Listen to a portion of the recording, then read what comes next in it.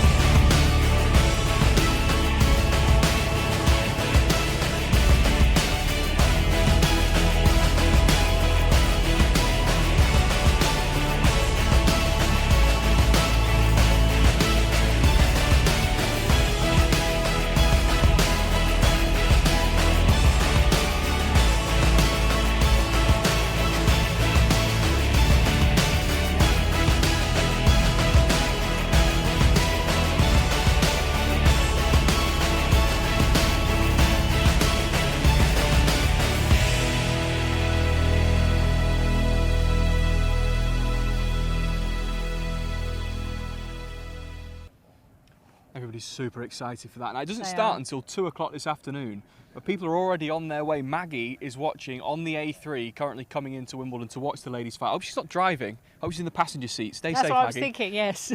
But yeah, anyway, yesterday though, it was all about the men's semi-finals. It was. And we anticipated a cracker, and I think we got one.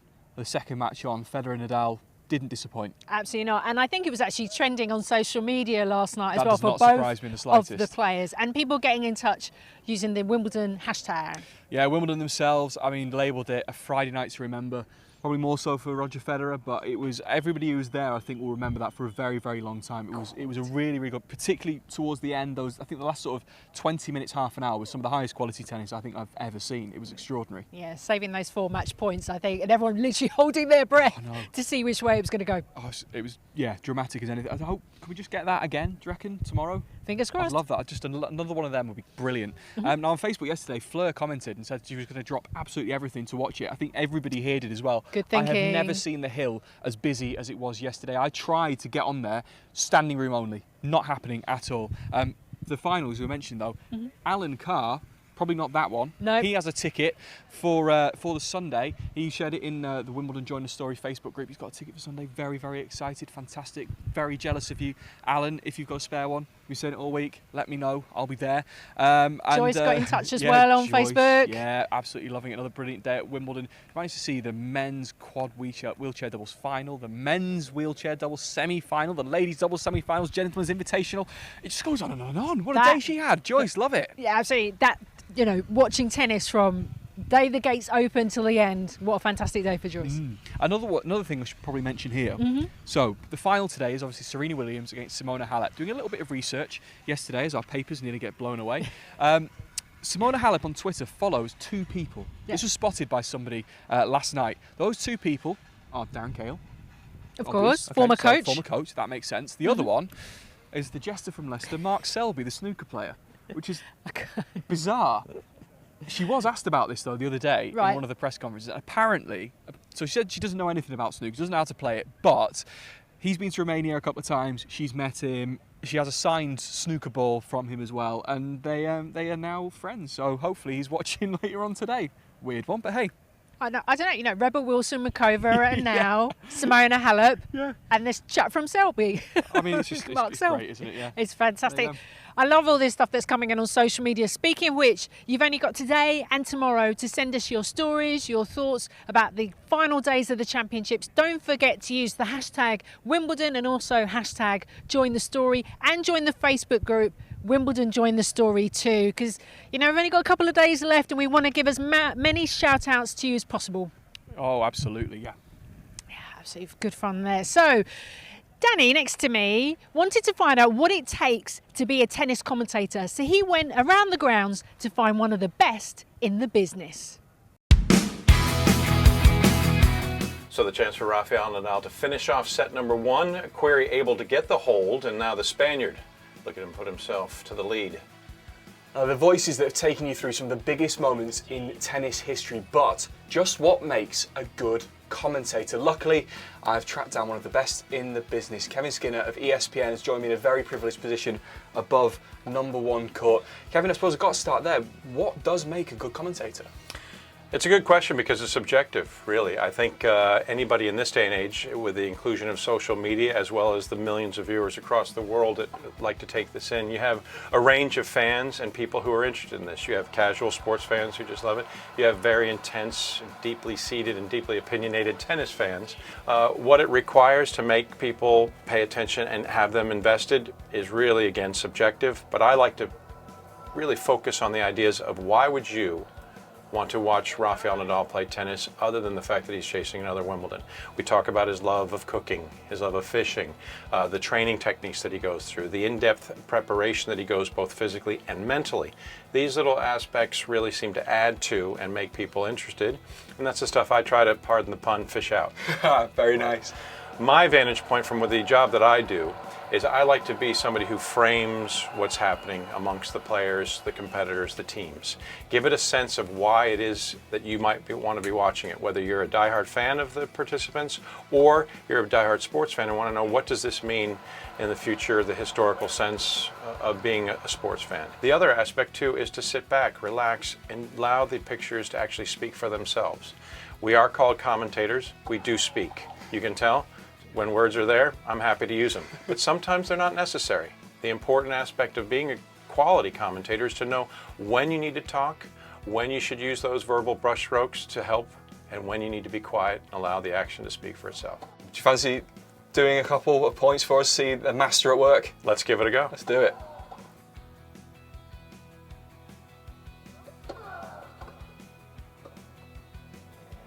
And there it is, Sam Querrey.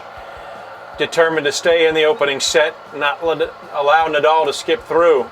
And a sturdy effort, undeterred after falling from his love 30 lead, facing a set point, and it's saved. So the American going to serve at 5-all. Danny, it's your turn. Take it away.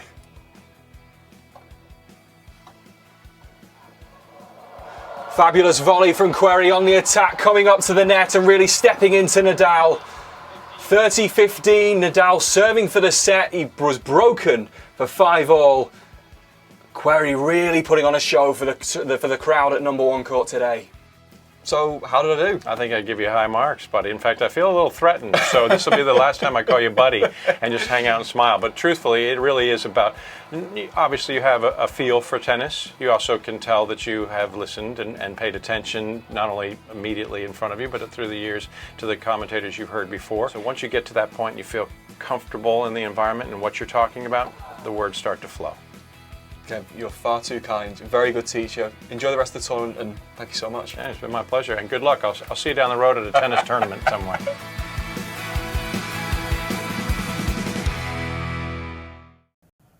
Huge thanks has to go to Kevin Skinner for spending a bit of time with us in a very, very busy schedule. I mean, I could have sat and talked with him all day about commentary. How much fun was that for you? It was probably more. It was more stressful than anything. I just really wanted to do a good job because I've never really commentated, never done it on tennis. Really, I've done it like in my head playing FIFA or something, but I've never done it live sport, and it's so much harder than it looks. I honestly cannot tell you how difficult it is to think about what you're saying while you're watching the point play out, and then try and relay that to the audience while also trying to add something of your own and also try and be like eloquent and verbose and everything. It's really, really difficult. It's a real skill to have, I think. Yeah, and look, it was really interesting listening to him talk about some of his heroes. Dick Enberg was the man that he brought up, a legendary American sportscaster, and yeah, it was just really, really interesting. And look, I was aiming for not terrible, and I think I just about stumbled over that bar. I think you did rather well for a first attempt. I'll take it. I think you did really well for a first attempt. Thanks. I'll have it. Anyway, right. While I was doing that, thanks. While I was doing that, there was plenty of action going on around the ground. So if, like me, you missed plenty of it, here are some things you may have missed from day 11.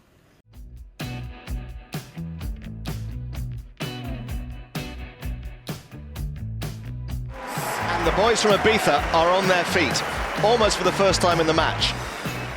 As stag do's go, being in the players' box at Wimbledon is right up there.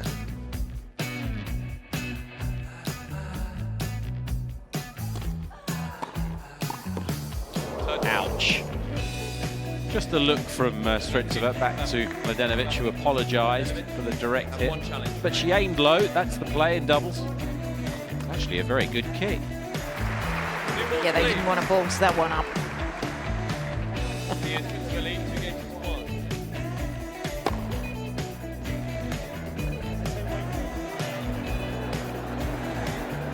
I think Ostapenko was saying, well, don't serve yet, and because your partner wasn't ready.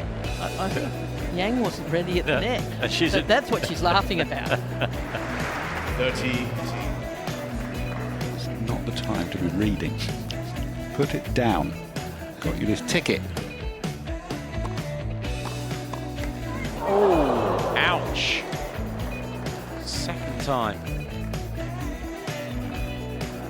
Everything happened so quickly here, and I don't think that Babos had any intent behind that.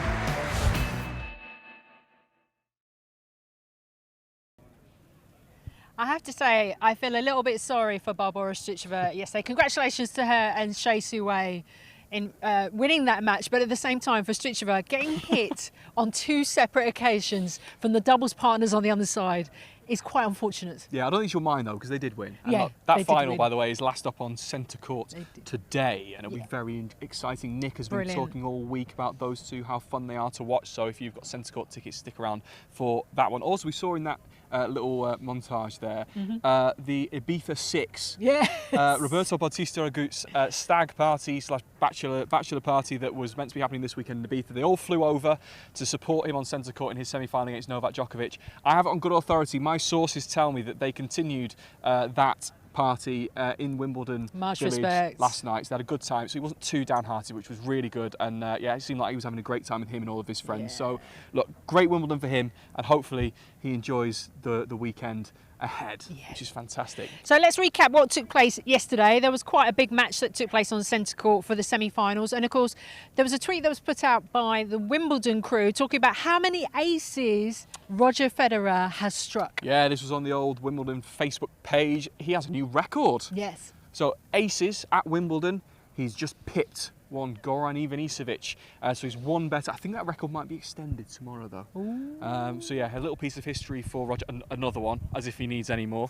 Fab stuff. And of course, Rafa, ever gracious in defeat, put out a social media post congratulating his opponent. Yeah, he managed to tweet this while still being in the press conference. Amazing to be multitasking, isn't it? He's a multitasker, he's just so good. That's what I love about these top three. They're all really good friends off the court, which is great. They have a lot of mutual respect for each other. So Rafa congratulating Roger, who will go up against Novak Djokovic tomorrow in the men's final. Can't wait for that. Elsewhere, there's a huge win for Gordon Reid and Alfie Hewitt in the wheelchair doubles. They were the champions last year and came through an absolute epic to make it the final again. The defence is still on. The noise that came from court 14 yesterday was absolutely deafening. The roar in that final set when it was getting very tight for the pair. But congratulations for them. Yeah, 2.5 hours, and it's only 3 sets, so that just shows you how much work those two guys were putting in. But we also have our first champions of the fortnight. So congratulations to Dylan Olcott and Andy Lapthorne in the quad wheelchair doubles. They are the champions. Interestingly enough, though, they also go head-to-head in the singles, in the final. So they go from friends to enemies in the space of 24 hours. Fantastic. So one of them will end up with 2 medals. That wouldn't be bad, would it? Not at all. Yeah, so as we mentioned, it is finals day today, not just in the ladies singles though. Here are 5 things you need to know about day 12.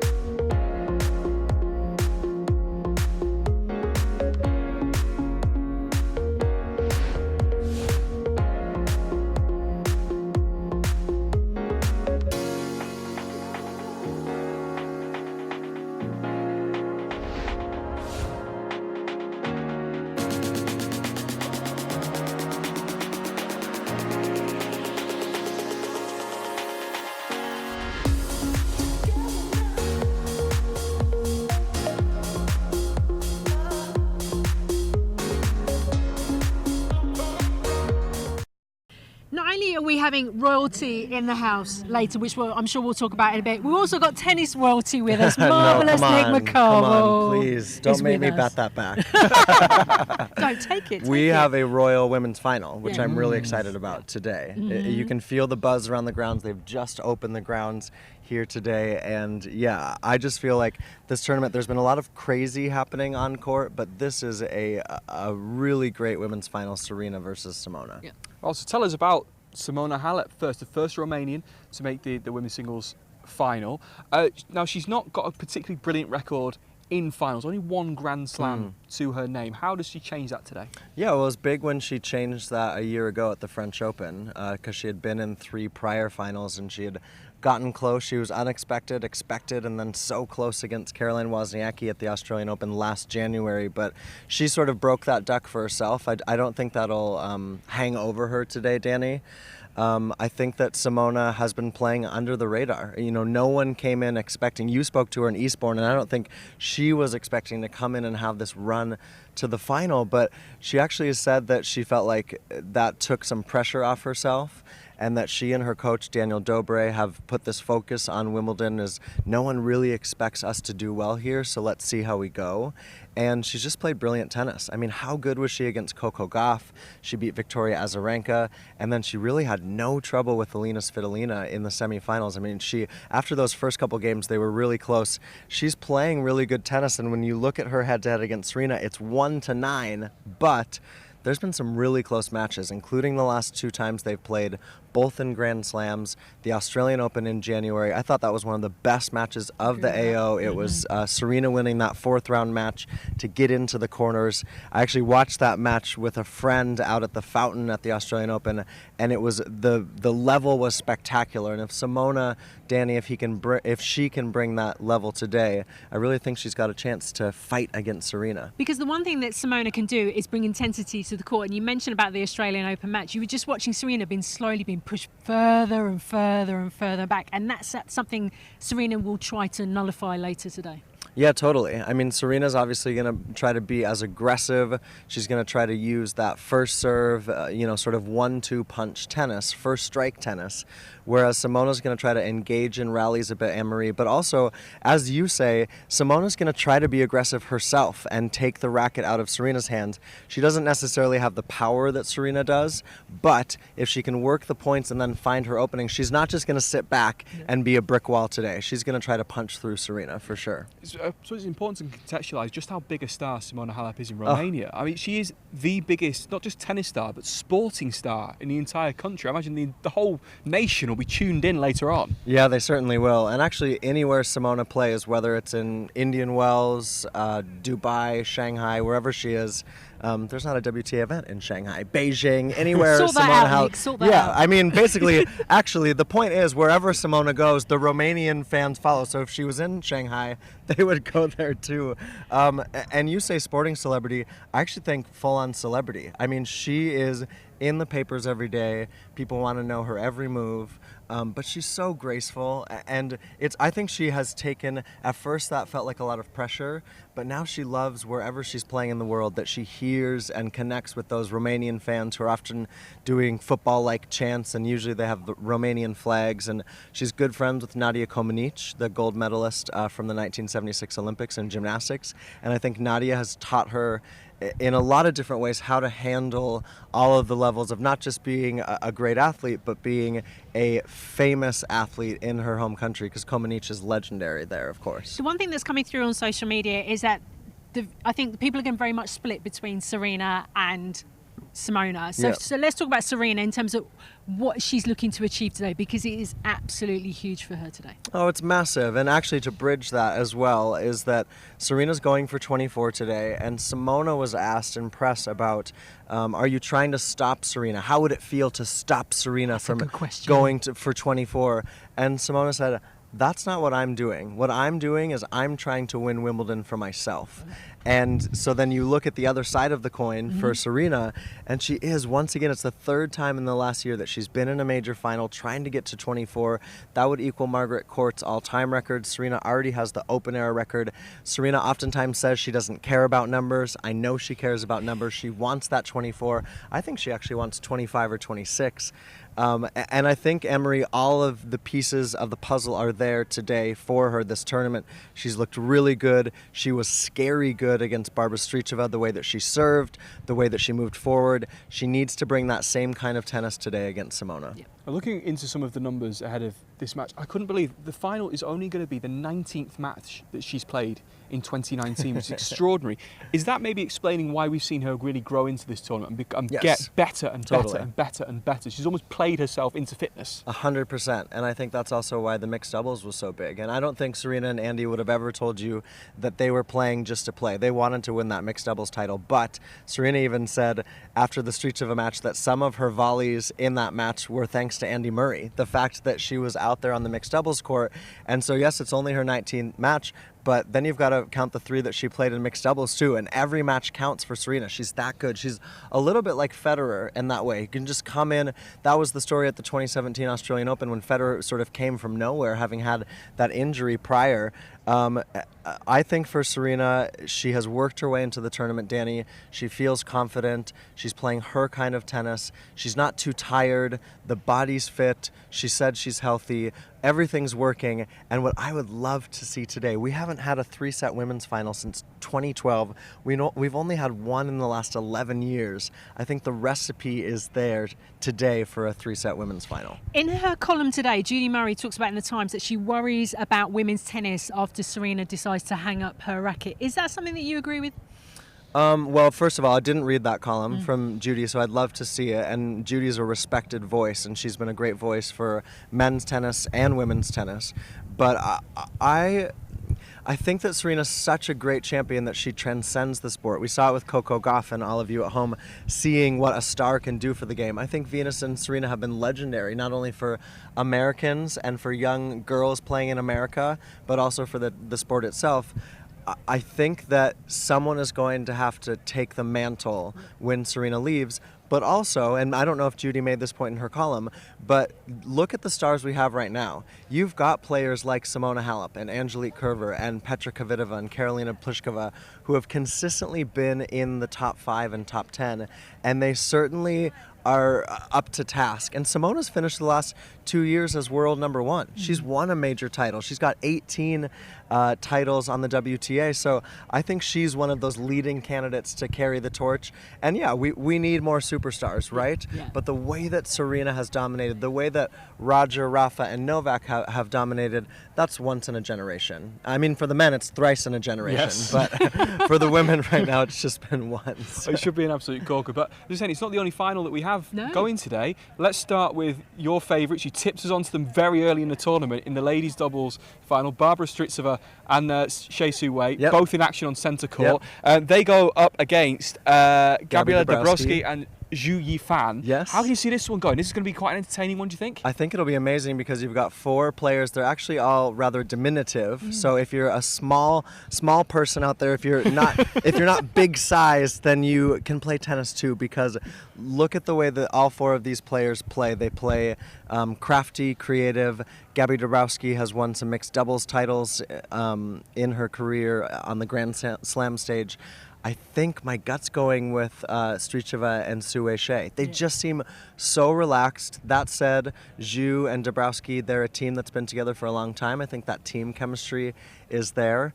But that should be a really, really exciting women's doubles final for sure. I think I'm right in saying as well, if they win, Barbara Strycova becomes the world number 1 in doubles as well. That's amazing. I mean, here she is. She's talking about this could be my last year on tour, and all of a sudden she makes the singles semifinal. She's Pete Years and suddenly. She could be world number 1 in doubles. Don't hang Bara, up. don't leave us. Don't leave us. We need you. We have the men's doubles as well. Now this I found very ironic because Andy Murray, of course, enters with Pierre Herbert, who ditched Nicolas Mahut, who's now in the final. Awkward. I mean, what better way for if you're Nicolas Mahut to say, sorry, Pierre Hugues, he's playing with Edouard Roger Vasselin, another French player. And listen, I think there was a little bit of a sticky situation because Pierre Hugues said he was going to focus on singles, but then he was asked by Andy Murray, didn't feel like he could turn that down. But Mahut and Roger Vasselin have played great doubles. And then you look at today, they're taking on Juan Sebastian Cabal and Robert Farah, who is these are 4 very established doubles players. And I actually just think both of the doubles finals, you have just got world-class tennis to happen.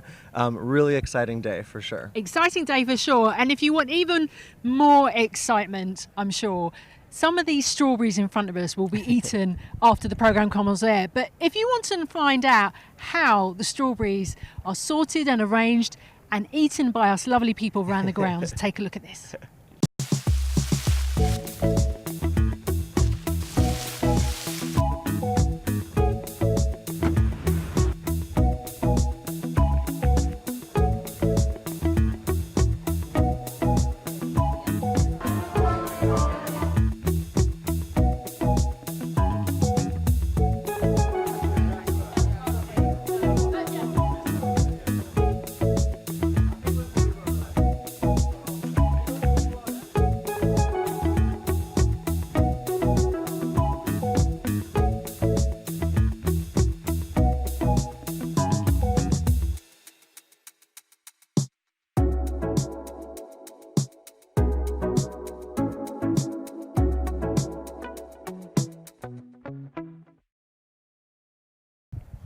So there you go, I had no idea. Adam Hunt, welcome to the studio again. Good morning. I had no idea that's how these lovely strawberries end up. From field to plate. Yes. Easy as that. Every day. Well, I was saying yesterday, we see the two lovely ladies who cut them very precisely, remove all the little green bits, get them ready for a bit cream on top, and then...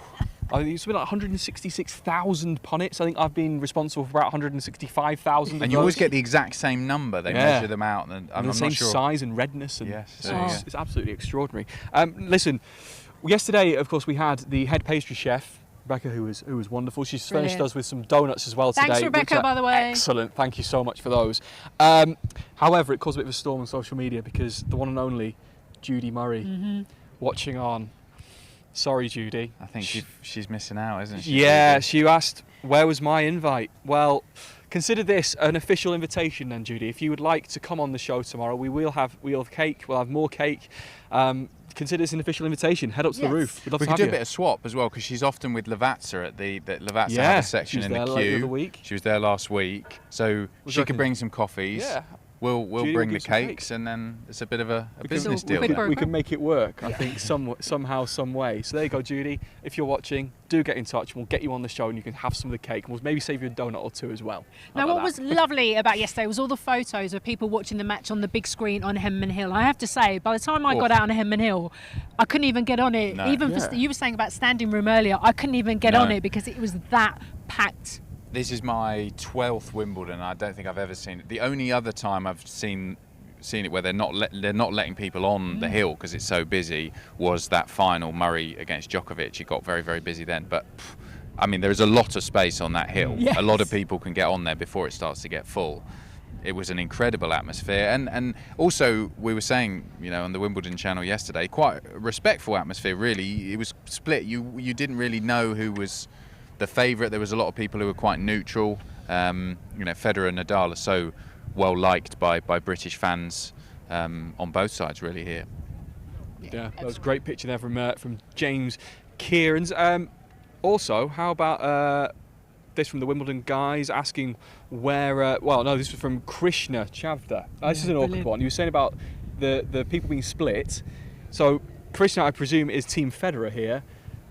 Mum, Team Nadal. Uh-oh. They were sat on opposite sides of the living room, I can imagine. Split down the middle. It's a bit like in football where you've got one, husband's Arsenal and the wife is Tottenham or something like that. Thanks. We often get it in football, where cities are divided or one's a red, one's a blue.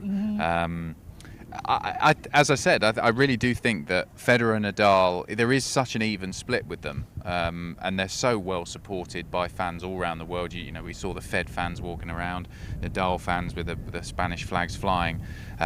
They transcend really the countries that they represent, and they're so well supported here at Wimbledon. Yeah, I think it'll be much the same tomorrow on the hill as well. I think it's going to be slightly different tomorrow about Team Nole fans and Team Fed fans, because they seem a bit more... I was going to say, for I would say if you compare the big three, Roger Federer and Nadal, perhaps more well supported in terms of a British audience. We were talking to Daniela Hantakova yesterday and comparing that where you go in the world, depending on how well supported they are, and Nole fans perhaps bigger in some other countries. She was saying particularly in Italy, he's very, very well supported. But here, I would say Federer and Nadal are the top two by a short way. Yeah. I've seen a fair few Jocko t-shirts. Oh, yeah. Sneaky. There'll be a sneaky big section of fans watching them. So we were asking on the Join the Story Facebook group, let us know, share where you were watching these matches from. Andrew Nichols watched #Fedal40, which was great. He watched it on the train, so he watched it on the app, on my phone, while travelling from Euston to my hometown of Wigan. Nothing more frustrating than losing signal. I was going to say, that's a like test the longest of the tunnels in Wi-Fi. the world.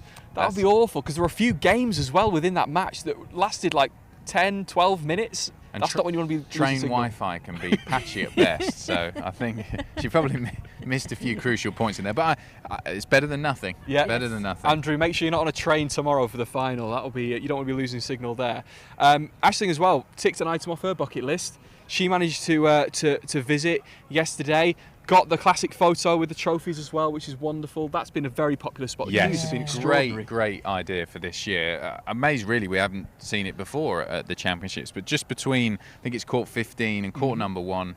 It's presented by American Express.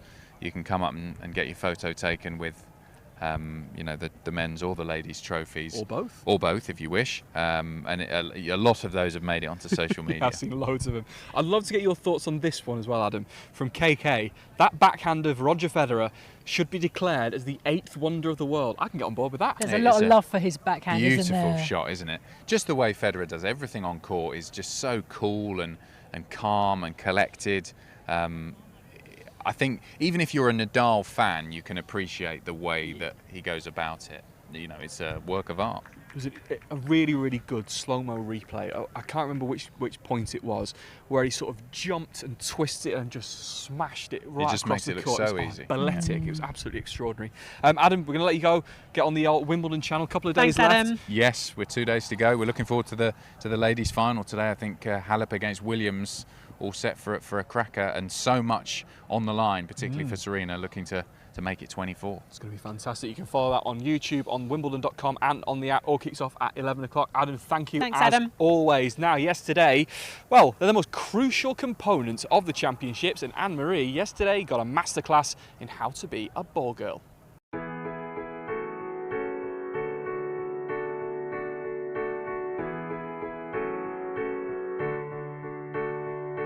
Throughout the championships, I've had the real good opportunity to meet people who work behind the scenes here at SW19, but for once in a lifetime opportunity, I get to meet people who are actually working in front of the scenes, and I've been joined by 2 of the ball girls and ball boys here at the championships. I'm going to get them to introduce themselves. They are Amy and Diego. Thanks for joining me, guys. So, Amy, what does a ball girl do? So a ball girl, our main priority is obviously the player. They are the centre of the match, so we have to make sure that we have our eyes on them at all times. And as a base, I have to feed the player and make sure that the player's receiving the balls they need to serve, but then also to clear the court and to make sure the ball's at the right end. And yeah, there's a lot to think about. So Amy's at the base, and then Diego, you're at the centre as a ball boy. Tell us what your role is during a match. So my role is basically clear the court of any balls if they do go into the net or out on the side of the court, and make sure they go to the bases so they're able to feed the players. But then also when the players are sat down, the centres have the role of serving the players in case they need anything. How much concentration does that take for you, Diego, to do that role? I would say it needs quite a bit of concentration, because a lot of the time there are other factors that can distract you, such as the crowd, but then also you need to make sure your main priority is always on the players. Fantastic stuff. So can you tell me, Amy, can you talk me through the different ways that you're meant to stand? Because I'm always told by my dad that I've got a really poor posture, and standing next to you, you're standing very upright, arms behind your back. So can you show me, is that the proper way you're meant to stand? So you stand with your feet like that? Feet shoulder length apart. Okay. And you're going to have good posture. You have your shoulders up and back and down. Okay, up, back and down. Yeah. Right, gotcha. And you want to hold your hands behind your back, but you don't want your elbows up too high, so put your elbows down a little bit. Okay. Yeah, and that's you sorted. How do I look? Great. Okay, I'm going to try and stay like this for the remainder of the interview. And for Diego, for you, you have to be kneeling on the ground, don't you? Not that you have to show me right now, but is that's your main position during a match? Yeah, Yeah, that is the main position. Kneeling by the net, but then also we do have to stand on some occasions as well. And when I've watched matches, Amy, when I've watched the ball girls and boys, who are the base, is that right? Yeah, I've got that right. All good stuff. You guys keep your eyes forward at all times. How hard is that, particularly if it's a big occasional match? Yeah, well, if you're obviously, but you want to try and keep your concentration, which is the main thing. So that's why you're trying to look forward.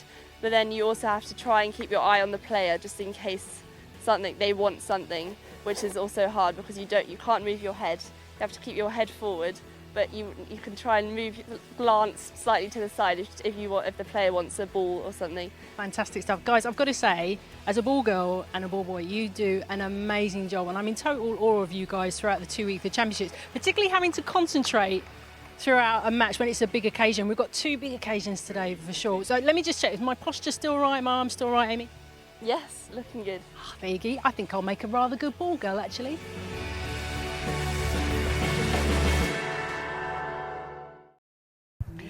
I've got to say, I had my eyes opened yesterday, spending the time with the ball girl and ball boy, Diego and Amy. Hi guys, hope you're doing really well. They were absolutely amazing to meet yesterday, and they're getting a lot of love on social media from Paolo saying they're amazing job. Hand clap emoji. Oh, amazing job. Extraordinary. Speaking of someone doing an amazing job, hello Anne Kiotha. Hello. Hey, Fed Good Cup morning. captain, how you doing? I'm very well, thank you. Thank you for joining us on Wimbledon Coffee Morning. Today is a special day for both players, I think, in the ladies' singles final. How are you assessing it?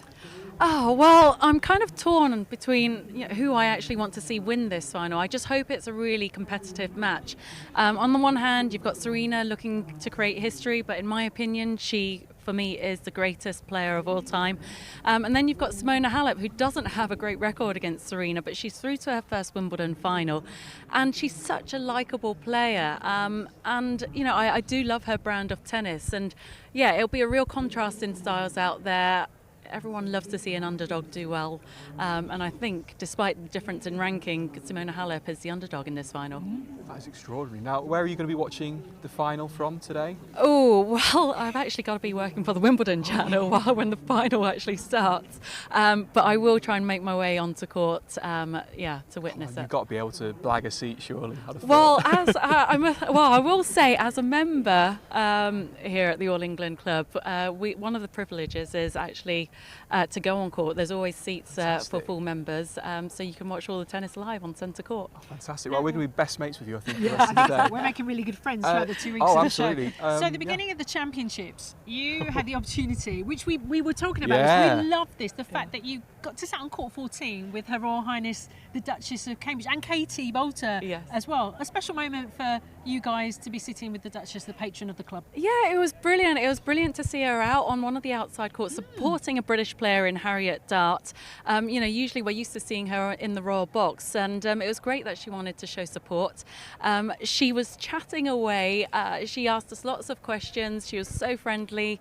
We were able to talk tennis. We were able to talk family. We were able to talk about our kids. You name it. She was just very relaxed and a lovely person. I think they're back here today for the final as well. Yes. Now, you mentioned Harriet Dart there. Obviously, with your role, how do you sort of assess the championships for the British ladies who've been in the draw? I think overall good. We had 4 British women in the main draw this year. 3 of those passed the first round. Harriet, obviously, third round, and Jo Konta reaching the quarterfinals. They all individually put in some good performances. Jo, obviously, the last British player standing in the singles event. She did so well in her wins over Sloane Stephens and Petra Kvitova. Unfortunately, came up short against Stritsova. But she'll take a lot of confidence from her performances over the last few months, not just here, where she's won a lot of matches, and hopefully she can build on that for the next slam. Because you're working with these particular ladies, of course, at the Fed Cup. Has it sunk in yet that there was a Fed Cup match played in East London for you? Because that's where you come from. Has it was a stone throw away from where I grew up. Yeah. The atmosphere at the Copper Box was incredible, as it was in Bath earlier this year in February. We were able as a team to create history and create memories that we'll remember for the rest of our lives. And it's so, you know, it fills me with a lot of pride to hear Joe talk about it and Katie talk about it so fondly. And, you know, it was such a good experience for them. And you need experiences like that. And you need to feel the support like that playing at home, because also for the players, it makes them want to come back and enjoy the week again. Probably away from the performances of our British girls, what's been the standout moment, I suppose, from the championship so far? For me, is seeing Coco Gauff do really well. I watched her play last year for the first time as a 14-year-old, and I was blown away by just her athletic ability, her attitude, and the way she conducted herself off the course as well. For someone so young, she was so mature, and she was just on it. And she has a bright future ahead of her. So, I mean, this year was something special. If she's not a star already, she soon will be. She's frighteningly good. And very tall as well. Yes. For a 15-year-old. Yeah, she is. So yesterday's match with Federer and Nadal was, the chair umpire was your brother, James, who was getting a lot of love on social media yesterday. Yeah, I loved your tweet, by the way. Yes. So Roger Federer challenges, which it was miles out, and you tweet, never doubt James. Yeah, no, it was a serve Rafa hit, which was bang on the line. Federer returned it. It was a great return from Federer, which would have won him the point and given him match point. But then as soon as he hit the return, he asked to challenge the serve. Thinking, what are you doing, Rog? You know, if it was out, James would have overruled it. You know, he knows what he's doing. And then he challenged it and was obviously wrong and lost the point. And eventually lost that game, but fortunately served it out in the next game. But you know, I am slightly biased. I do think my brother is the best umpire in the world. We think he's one of the best in the world. I don't think there were many people who disagree with you on that. Yeah, he didn't make any bad decisions yesterday, and when he did overall, he was right. So, you know, my bit of advice to him before every big match is don't mess it up. I think we can get on board with that. That's our producer's advice to us before we go on air every morning as well. Thank you for coming in to see us this morning. Enjoy the day.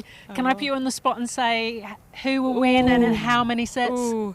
Very quickly. I think Serena Williams will win, and I'd like to see a 3-set match. So hopefully a 3-set match for everybody, a competitive match for sure. And thanks for coming to see us today. Thank you. That's it from Coffee Morning today. Yes, we'll be back at the same time tomorrow to preview the men's final. But until then, all of us, thanks for watching, and we'll see you tomorrow.